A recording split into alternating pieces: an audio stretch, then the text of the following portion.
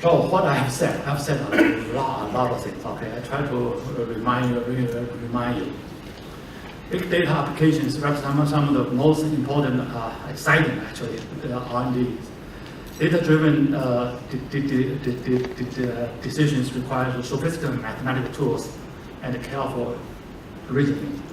I give you examples that if you're not careful, you can be the guy who loses a lot of money to Goldman Sachs, right?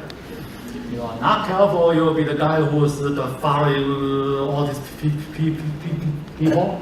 You're not careful, you could be like the judge who's sentenced people because the judge didn't learn high school math. Of course the judge learned, but he didn't remember. He didn't know he wasn't paying attention to some of those subtleties.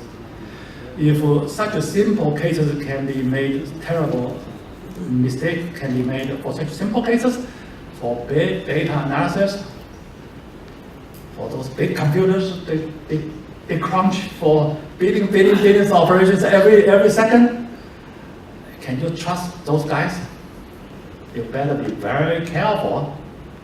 Okay, everything's data-driven. You have to make sure it's correct. What you do is correct.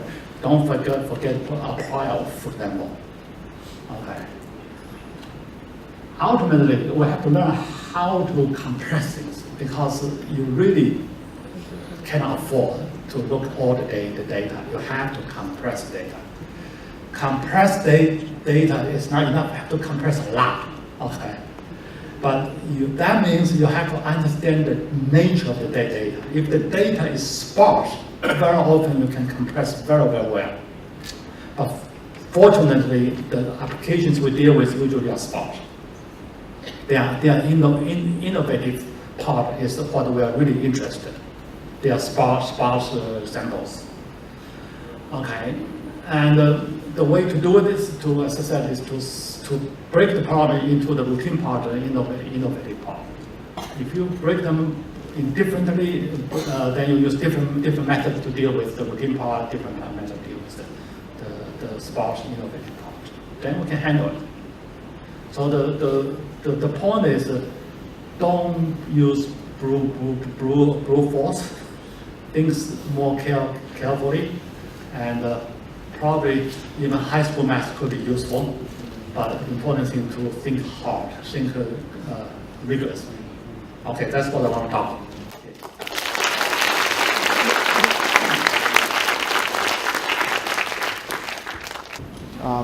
My question is like this.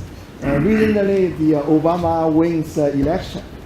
If you ask Republican or if you ask Romney people, they say it's because of Hurricane Sandy. If you ask our president or our approvals, they probably tell you because Obama recognized education is about the discovery.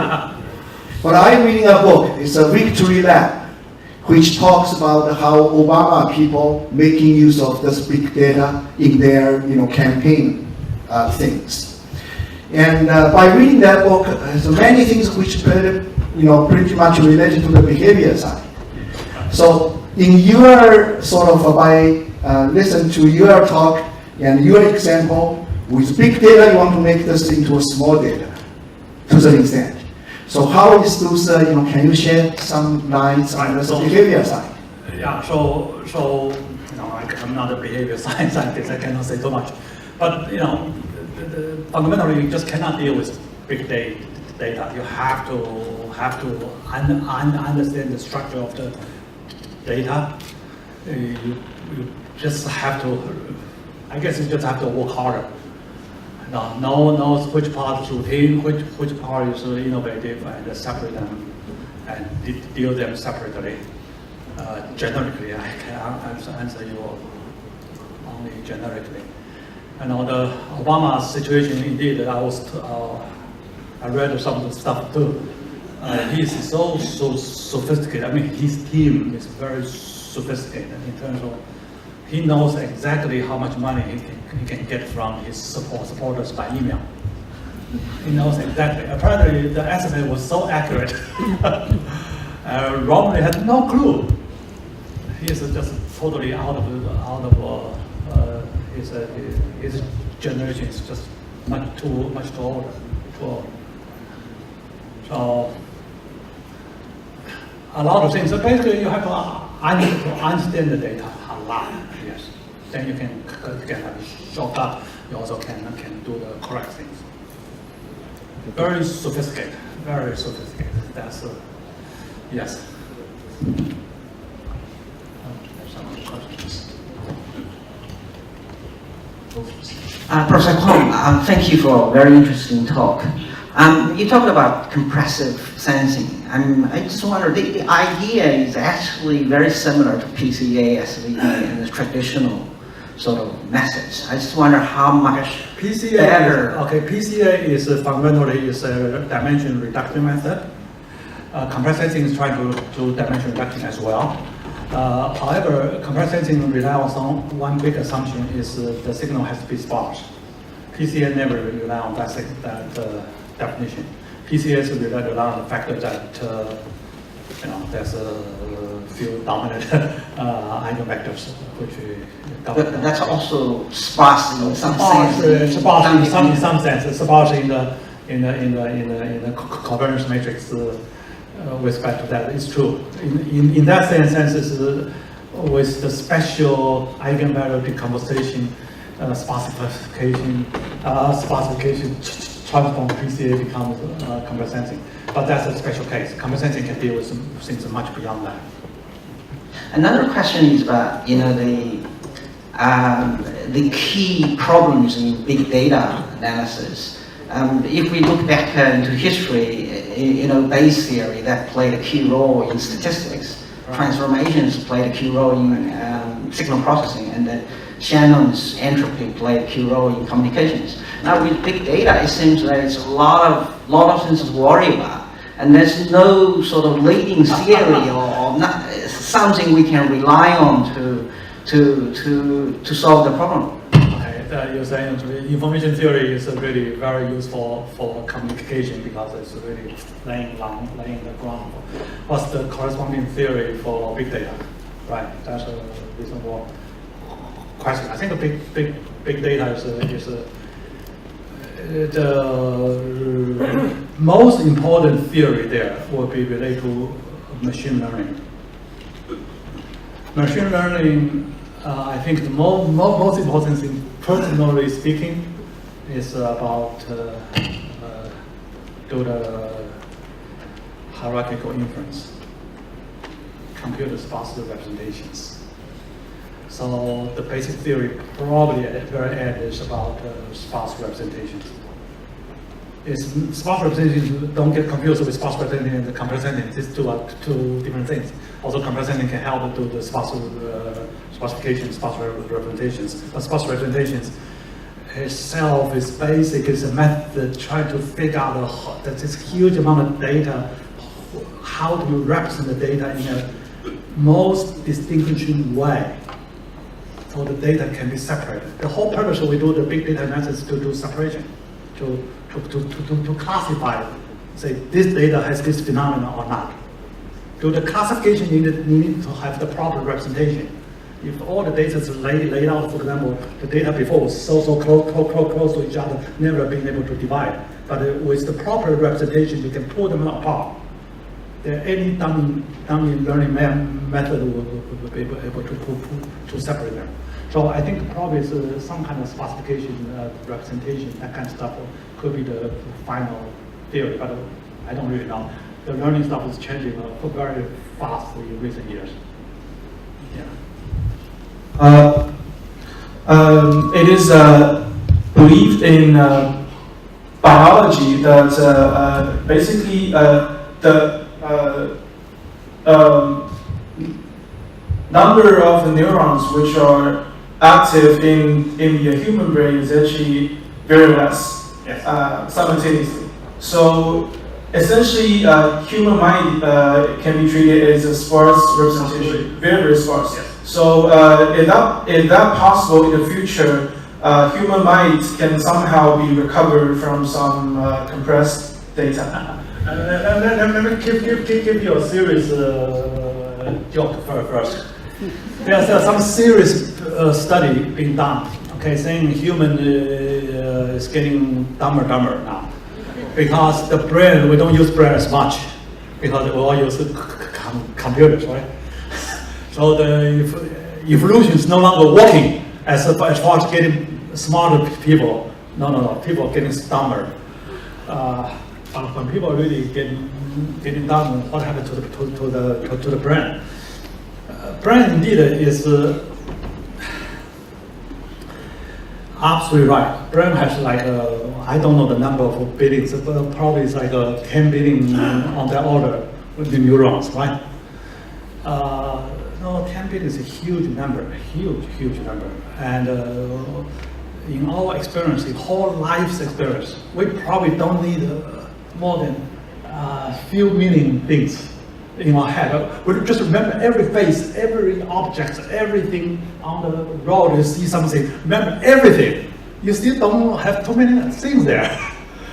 Indeed, one theory is that everything we have seen is represented by one neuron or some kind of connections. So that's really what's happening now. The learning machine is all based on that principle, to find the sparse representation which represents everything we have seen, the important things we have seen. So it's true. It looks like very reasonable. It looks like we all figured out, but we have not figured out at all.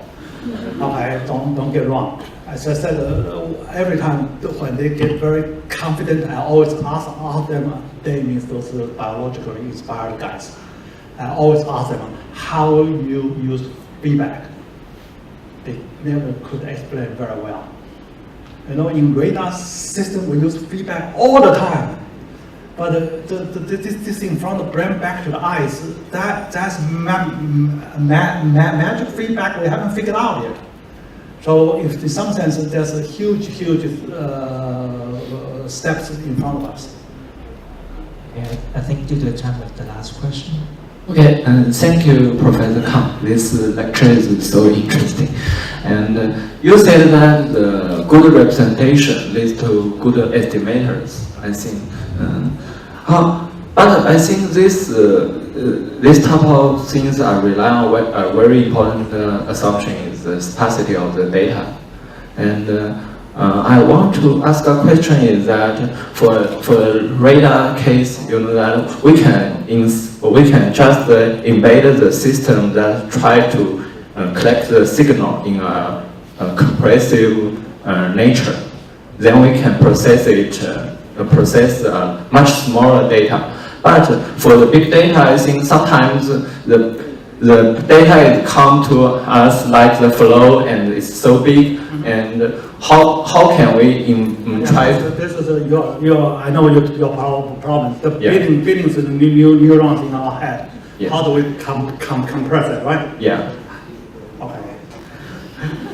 I'm doing this work. Okay, it's okay. We can compress. Apparently, we can compress as long as the two objects, the original neuron maybe represented by 1 billion bits.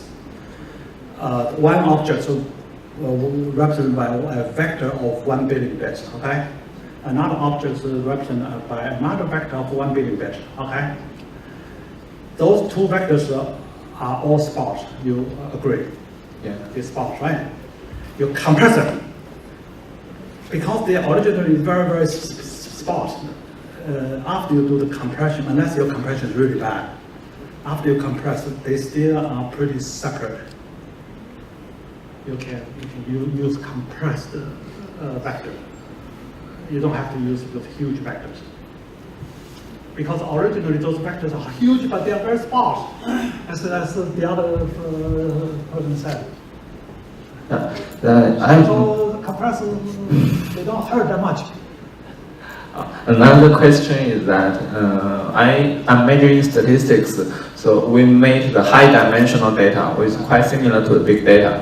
But I want to know if it's possible for us in the future to solve a not a sparsity problem, a problem which we can call it condense, a dense problem. Yeah. That's I think we all should do that. We should work on the compressed case as much as we can until the very last moment when we need accuracy, then you use all the data at the time. We should do that, yes. Okay, thank you. Okay, I think we thank you, Professor Kong, for his wonderful insightful talk. So I would now invite Professor Conway to present the souvenir to Professor Kong.